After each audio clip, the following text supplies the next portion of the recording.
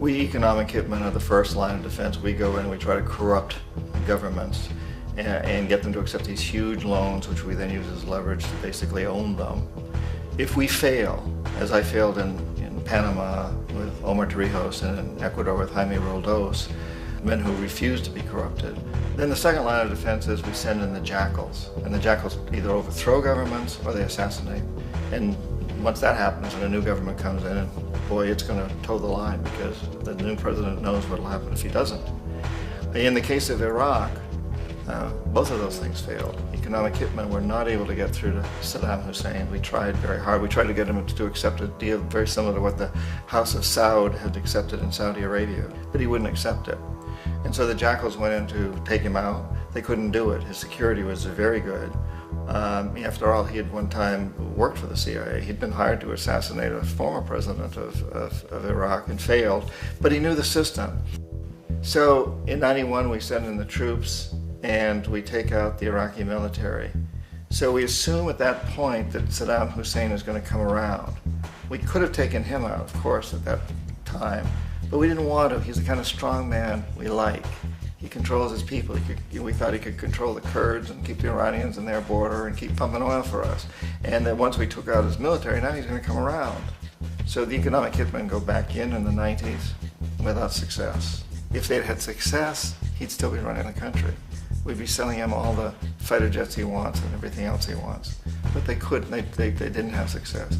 The jackals couldn't take him out again, so we sent the military in once again, and this time we did the complete job and took him out, and in the process created for ourselves some very, very lucrative construction deals. We had to reconstruct a country that we'd essentially destroyed, which is a pretty good deal if you own construction companies, big ones.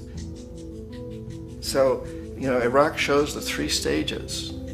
The economic hitmen failed there, the jackals failed there, and as a final measure, the military goes in.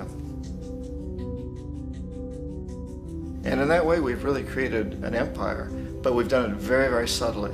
It's clandestine. All the empires of the past were built on the military, and everybody knew they were building them. So the British knew they were building them, the French, the Germans, the Romans, the Greeks. And they were proud of it, and they always had some excuse like spreading civilization, spreading some religion, something like that. But they knew they were doing it. We don't. The majority of the people in the United States have no idea that we're living off the benefits of a clandestine empire, that today there's more slavery in the world than ever before. And then you have to ask yourself, well, if it's an empire, then who's the emperor?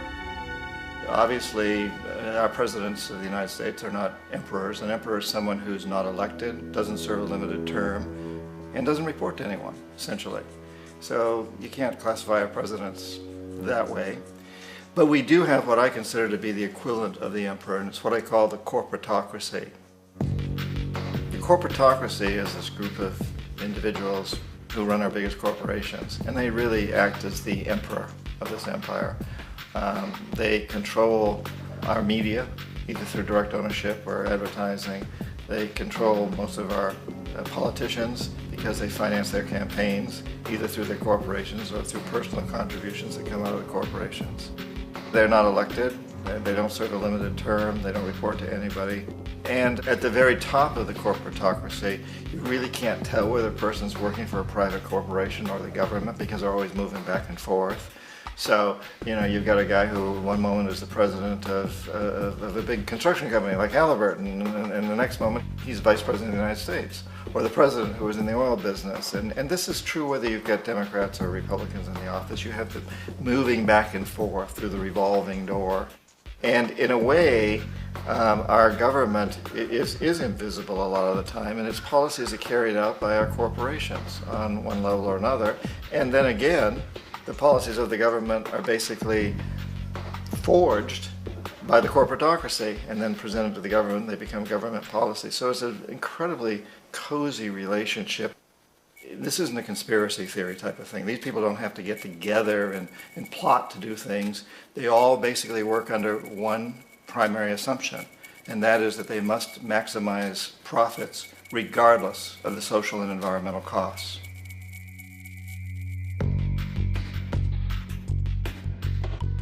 This process of manipulation by the corporatocracy through the use of debt, bribery, and political overthrow, is called globalization. Just as the Federal Reserve keeps the American public in a position of indentured servitude through perpetual debt, inflation, and interest, the World Bank and IMF serve this role on a global scale. The basic scam is simple. Put a country in debt either by its own indiscretion or through corrupting the leader of that country. Then impose conditionalities or structural adjustment policies, often consisting of the following. Currency devaluation. When the value of a currency drops, so does everything valued in it. This makes indigenous resources available to predator countries at a fraction of their worth. Large funding cuts for social programs. These usually include education and healthcare, compromising the well-being and integrity of the society, leaving the public vulnerable to exploitation. Privatization of state-owned enterprises. This means that socially important systems can be purchased and regulated by foreign corporations for profit. For example, in 1999, the World Bank insisted that the Bolivian government sell the public water system of its third largest city to a subsidy of the U.S. corporation Bechtel. As soon as this occurred, water bills for the already impoverished local residents skyrocketed. It wasn't until after a full-blown revolt by the people that the Bechtel contract was nullified. Then there is trade liberalization, or the opening up of the economy through removing any restrictions on foreign trade. This allows for a number of abusive economic manifestations, such as transnational corporations bringing in their own mass-produced products, undercutting the indigenous production and ruining local economies. An example is Jamaica, which, after accepting loans and conditionalities from the World Bank, lost its largest cash crop markets due to competition with Western imports. Today, countless farmers are out of work, for they are unable to compete with the large corporations. Another variation is the creation of numerous, seemingly unnoticed, unregulated, inhumane sweatshop factories, which take advantage of the imposed economic hardship. Additionally, due to production deregulation, environmental destruction is perpetual, as a country's resources are often exploited by the indifferent corporations while outputting large amounts of deliberate pollution. The largest environmental lawsuit in the history of the world today is being brought on behalf of 30,000 Ecuadorian Amazonian people against Texaco, which is now owned by Chevron. So today it's against Chevron, but for activities conducted by Texaco. Estimated to be more than 18 times what the Exxon Valdez dumped into the coast of Alaska. In the case of Ecuador, it wasn't an accident. The oil companies did it intentionally. They knew they were doing it to save money out there rather than arranging for proper disposal. Furthermore, a cursory glance at the performance record of the World Bank reveals that the institution, which publicly claims to help poor countries develop and alleviate poverty, has done nothing but increase poverty and the wealth gap, while corporate profits soar. In 1960, the income gap between the fifth of the world's people in the richest countries versus the fifth in the poorest countries was 30 to 1. By 1998, it was 74 to 1. While global GNP rose 40% between 1970 and 1985, those in poverty actually increased by 17%. While from 1985 to 2000, those living on less than $1 a day increased by 18%. Even the Joint Economic Committee of the U.S. Congress admitted that there is a mere 40% success rate of all World Bank projects. In the late 1960s, the World Bank intervened in Ecuador with large loans. During the next 30 years, poverty grew from 50% to 70%. Under or unemployment grew from 15 to 70%. Public debt increased from $240 million to $16 billion, while the share of resources allocated to the poor went from 20% to 6%.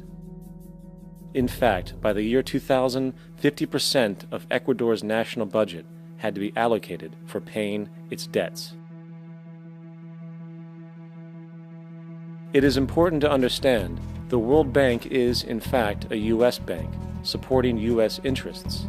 for the United States holds veto power over decisions, as it is the largest provider of capital. And where did it get this money? You guessed it, it made it out of thin air through the fractional reserve banking system. Of the world's top 100 economies, as based on annual GDP, 51 are corporations, and 47 of that 51 are US-based.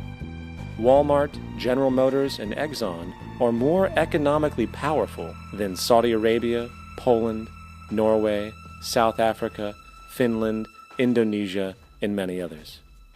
And as protective trade barriers are broken down, currencies tossed together and manipulated in floating markets, and state economies overturned in favor of open competition and global capitalism, the empire expands.